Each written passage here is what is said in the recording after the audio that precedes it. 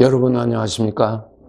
이 시간에는 역대하 33장 말씀 중심으로 드리겠습니다. 33장은 유다왕 므낫세에 대한 기록입니다. 이렇게 하나님의 책에 어느 시대에 어떤 왕이 어떻게 했다라고 하는 기록이 이렇게 있는 것처럼 여러분 요한계시록 20장을 읽어보시면은 우리가 이 세상의 삶을 마치면은 우리의 삶을 시작하게 하신 주인 하나님에 의해서 모든 사람들이 이 세상에서 이제 부름을 받습니다. 그래 하면은 하나님 앞에서 심판받습니다. 그런데 놀라운 걸 우리가 알아야 됩니다. 우리가 이 세상에서 어떻게 살았느냐 하는 삶의 내용이 다 살아 있습니다. 그것 알고 살아야 됩니다. 그 삶의 내용을 근거로 해서 하나님께서 벌 받을 자는 형벌을 주고 상 받을 자는 상을 주고 더 귀하게 하나님을 잘 섬긴 사람은 그만한 대우를 받게 하는, 정말 그가 수고한 대로, 그가 행한 대로, 그가 뿌린 대로 거두게 되는 그러한 결산이 있습니다. 이것을 알고 특별히 우리 구원받은 하나님의 자녀들은 정말 그날을 알고 준비하면서 정신 차려서 인생을 살도록 노력해야 됩니다. 깨어있지 아니하면 안 됩니다. 참 그러나 우리 구원받은 자들은 참 감사한 것은 하나님의 법에 큰 혜택을 우리가 받았는데요. 예수님을 믿음으로, 예수님을 영접함으로 인하여서 우리의 모든 죄를 하나님께서 다 사하여 주신다는 것입니다. 이것이 하나님의 법입니다. 이 법을 여러분이 믿으시면은 예수님을 꼭 믿어서 이 혜택을 여러분이 영원히 받도록 하셔야 합니다. 그러나 나는 그러한 거 믿지 아니해. 그러면은 자신이 지은 죄에 대한 형벌을 받아야죠. 여러분, 우리가 이 세상에서 우리 일반적인 사람으로서도 말입니다. 그가 행한 대로 심판받는 것이 공평하지 않습니까? 그렇죠? 상대방을 억울함을 많이 끼친 사람, 해를 많이 끼친 사람, 그만큼 형벌을 받아야 되지 않겠습니까? 하나님 앞에서 우리 사람이 심판받습니다. 한치의 오차도 없이 그가 뿌린 대로 심판받습니다. 그렇기 때문에 우리가 헤아릴 수 없는 그 수많은 죄들을 용서받지 못하면 그 죄의 경중을 따라서 영원한 형벌을 받습니다. 이것이 창조주 하나님의 법입니다. 그리고 우리 구원받은 자들, 예수 그리스도를 믿음으로써 죄사함, 모든 죄사함을 받은 우리들에게 어떠한 심판이 있다고요? 이제는 하나님의 아들이 되었으니 아들로서 아버지 하나님을 어떻게 섬겼느냐 하는 그 섬김을 따라서 영원한 상을 주십니다. 영광을 주십니다. 그거 여러분 가볍게 여기시면 안 됩니다. 에서와 야곱 알지요? 장자되는 에서가 장자가 받을 그 복에 대해서 그는 별로 관심이 없었어요. 그래서 그 장자권을 팥죽 한 그릇에 팔기도 하였어요. 관심이 없었어요. 나중에 크게 후회하고 그는 불행한 자가 되었죠. 우리 구원받은 자들, 정말 여러분, 우리가 구원받으면 우리가 성령으로 연합되어서 하나님의 아들이 되지요. 하나님 앞에 장자가 됩니다. 장자로서 아버지를 모시고 아버지를 잘 섬기는 그 삶을 따라서 우리도 심판받습니다. 잘하면 잘한 대로 심판받고요. 그만큼 부족하면 부족한 대로 심판받아서 상이 크고 상이 적고 영광이 크고 영광이 적습니다. 그런데 이것이 영원하다는 것입니다.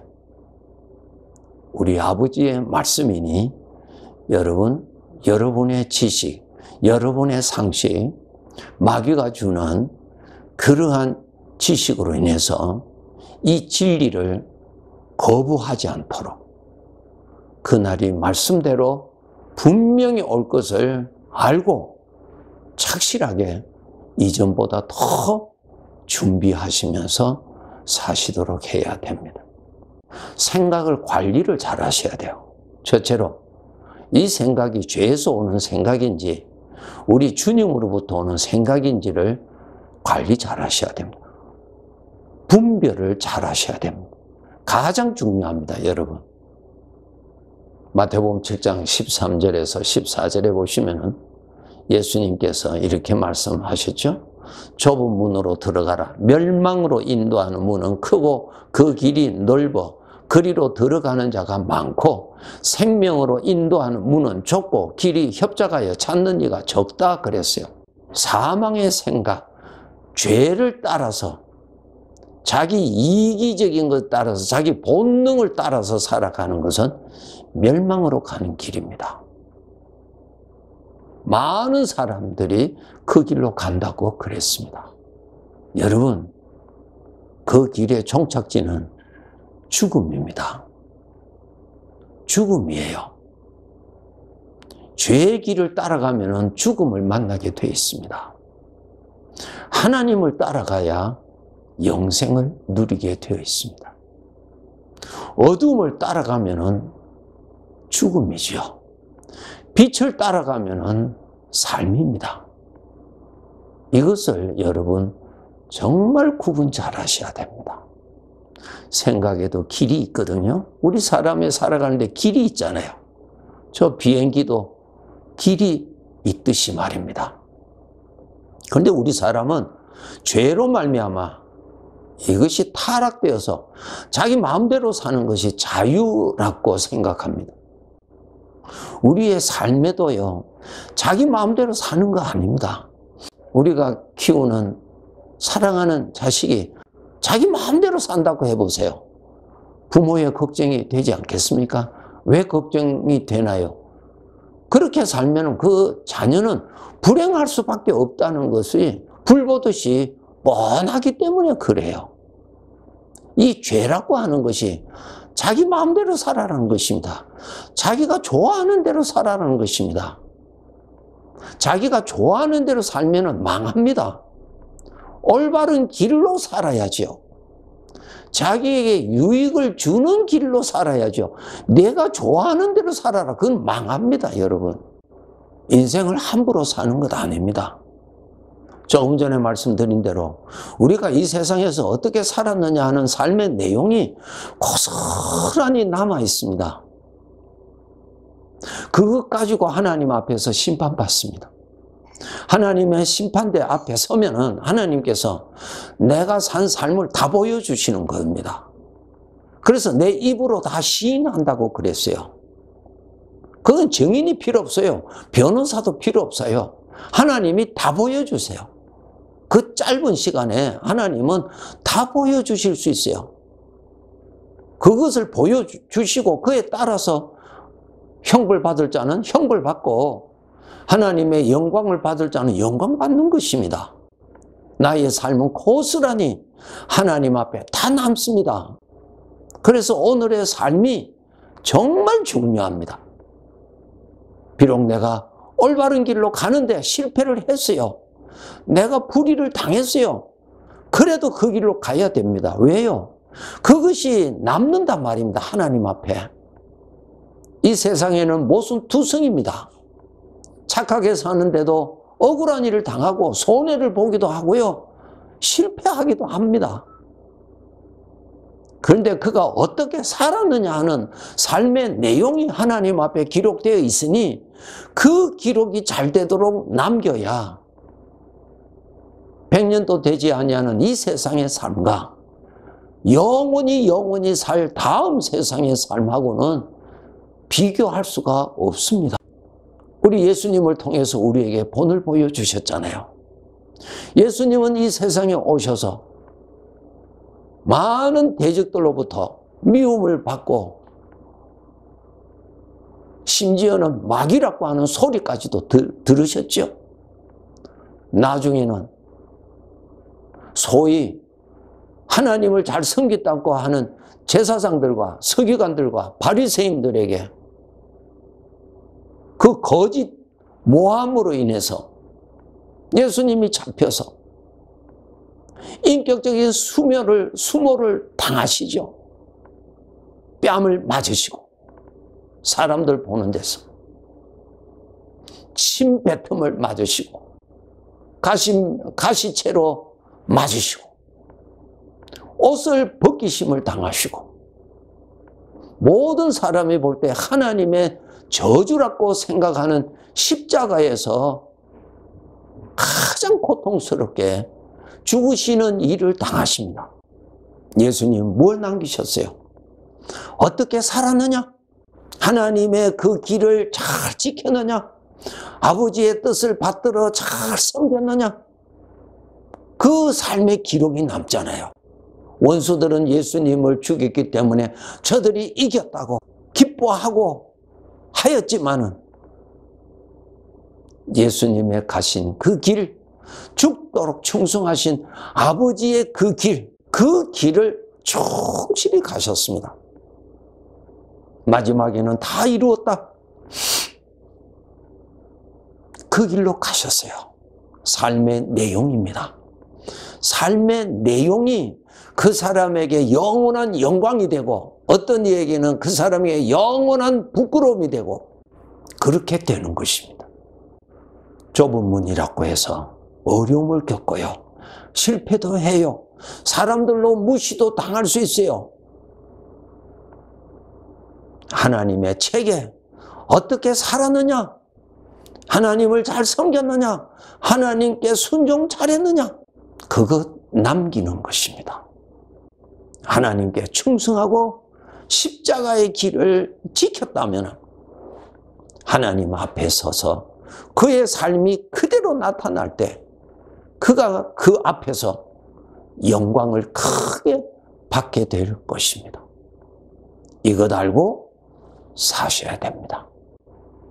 가장 소망 있는 사람은 자신의 지나온 삶에 그 삶의 내용의 기록 중에 하나님께로부터 잘했다 하는 내용이 많이 쌓아진 사람이 그 사람이 영광스러운 삶을 산 사람이고 잘 산 사람이에요. 이 세상에서 사람들로부터 칭찬받는 거 좋지만은 그 칭찬은 꽃과 같이 잠시 지나면은 다 사라집니다. 하나님 앞에 가서 나의 삶이 정난하게 다 드러나는 그 장면에서 부끄러움보다는 칭찬받을 일이 많이 쌓아진 자로 그렇게 나타나도록 살아야 할 것입니다. 육신의 소리를 믿지 마세요. 하나님의 말씀을 믿으시고 말씀대로 될 것을 확실히 알고 준비하면서 사셔야 됩니다. 이업처럼 부유하게 살 때도 하나님을 저버리지 아니하고 교만하게 살지 아니하고 재물을 하나님보다 더 귀하게 여기지 아니하고 하나님 잘 섬겼어요. 그리고 욥의 후반부에 와서는 그는 재산을 다 없어지고 자식들마저도 다 잃었어요. 정말 그는 불행한 자가 되었어요. 그때도 그는 하나님 잘 섬겼어요. 여러분, 우리들의 삶의 본분이 무엇입니까? 사과나무는 사과를 맺기 위해서 사과나무가 있습니다. 우리 구원받은 자들은 무엇을 위해서 지금 삽니까? 하나님을 섬기기 위해서 있습니다. 이것 잊어서는 안 돼요. 무화과 나무는 잎이 목적이 아니에요. 열매요. 하나님이 인정하시는 삶은 아버지를 섬기는 것, 아버지를 기쁘시게 하는 것을 위해서 우리가 구원받았다고요. 잊지 마세요, 여러분. 아버지를 기쁘시게 하는 삶이 기록된단 말입니다, 그것이. 그런데 구원은 받았지만 우리의 삶이 낱낱이 기록되어 있는데 그 기록 중에 아버지를 기쁘시게 한 기록이 너무 없다면 아주 부끄러운 구원입니다. 주님을 기쁘시게 하는 삶이 시들지 않습니다.